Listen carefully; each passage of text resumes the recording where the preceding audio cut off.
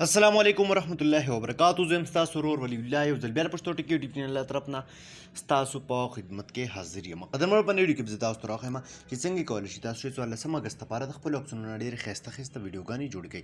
د رښتینې ازادۍ لپاره دغه شان ښایسته ښایسته ویډیوګانې د خپلو عکسونو نه تاسو څنګه سازولی شئ. نو قدرمنو طریقه درته مکمل په نننۍ ویډیو کې راښیم. ویډیو به راسره تر اخره وګورئ. ویډیو سکپ کوئ مه خو دې نه وړاندې یو ډوټیفیکیشن راته که تر اوسه پورې تاسو زموږ پښتو ټکی یوټیوب چینل یې سبسکرایب کړئ. دا سبسکرایب کوئ خوا کې د غنټۍ نشان هم کلیک کړئ چې زمونږ نوې ویډیوز تاسو ته په وخت باندې دررسي. ملګرو دې لپاره به تاسو ته د اپلیکیشن ضرورت وي. همدغه اپلیکیشن لینک موږ تاسو ته خپل یوټیوب چینل په ډسکرپشن کې درکړی دی.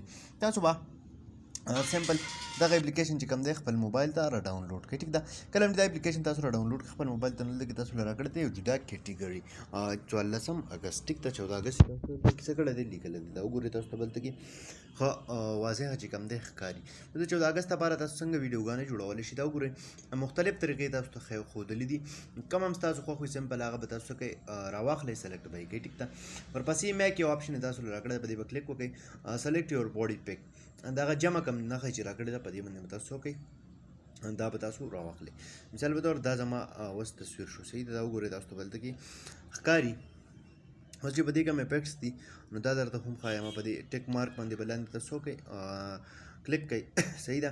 اوس دا وګورئ اټومیټیکلی ستاسو کومه ویډیو چې دا هغه ایډیټ شوه.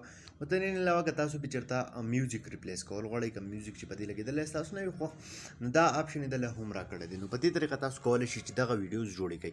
دې نه علاوه دا تاسو سیو کولی هم شئ او شیر کولی هم شئ د هر چا سره. بله دا دي مختلف طریقې تاسو ته ښایي. مثال په طور دا شو دویم طریقه. صحیح ده.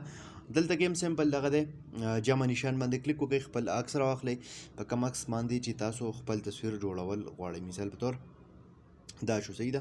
هغه ښکلی ریسایز به یې کوئ. ټیک ده. چې څونه سایز کې ستاسو په کار وي هغه شان عکس به تاسو خپل راواخلئ او څه به یې کوئ ریسایز به یې کوئ. مطلب سایز کې مسله وي غټ وي نو لږ شان به یې کم کړئ. دا اوس وګورئ تاسو په دې طریقه تاسو کولی شئ دغه شانتې هر څه چې د خپل عکسونه نه دغه شانتې ښایسته ښایسته ویډیوګانې جوړې کړئ د جشن ازادۍ مبارکې ورځې دپاره.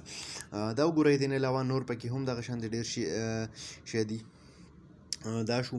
صحیح ده. چې کم یو کې ستاسو خوښ وي نو سمپل هغه به تاسو څه کوئ، هغه طریقه به سلیکټ کړئ، خپل عکس به پرې ولګوئ او لیکل یې پرې هم کولی شئ. مطلب خپله نامه پرې هم تاسو چې ده لیکلی شئ. دا وګورئ دلته کې ټیکسټ آپشن به په دې کې تاسو له راځي، هغه به هم څه کوئ دغه ټیکسټ آپشن به خپل راواخلئ، هغه به پرې ولګوئ.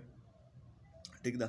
دغه تاسو وګورئ نو دلته ډېر ښایسته ښایسته ډیزاین باندې ویډیوز چې دي هغه جوړیږي په دې کې د 14 اګست جشن ازادۍ دپاره.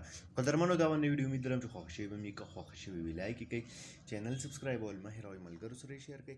تر بلې ویډیو د خپل